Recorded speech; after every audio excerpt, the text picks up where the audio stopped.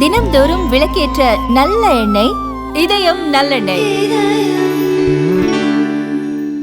GST வரி விதிப்பில் செய்யப்பட்டுள்ள சீர்திருத்தங்கள் ஒவ்வொரு குடிமகனுக்கும் கிடைத்த வெற்றி என்று மத்திய நிதியமைச்சர் நிர்மலா சீதாராமன் தெரிவித்துள்ளார்.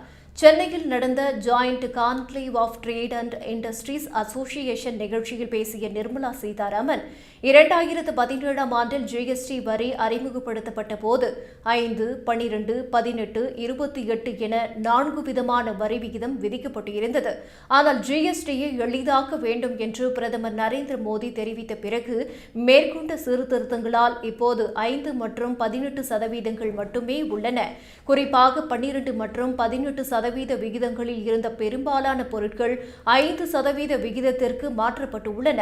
குறிப்பாக பல்வேறு அத்தியாவசிய பொருட்களுக்கான வரி விதிப்பு 0% உள்ளது. ஜிஎஸ்டி வரி விதிப்பில் ஏற்படுத்திய சீர்திருத்தங்கள் 140 கோடி இந்தியர்களுக்கும் பயனளிக்கும்.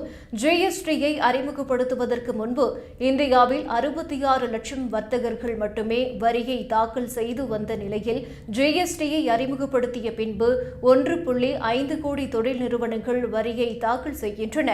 ஜிஎஸ்டியை அறிமுகப்படுத்துவதற்கு முன்பு 7.19 லட்சம் கோடி ரூபாய் வரியாக வசூலிக்கப்பட்ட நிலையில் ஜிஎஸ்டி அறிமுகப்படுத்தப்பட்ட பிறகு மொத்த ஜிஎஸ்டி வரி வசூல் 22 லட்சம் கோடி ரூபாயை தாண்டியுள்ளது என்று தெரிவித்துள்ளார்.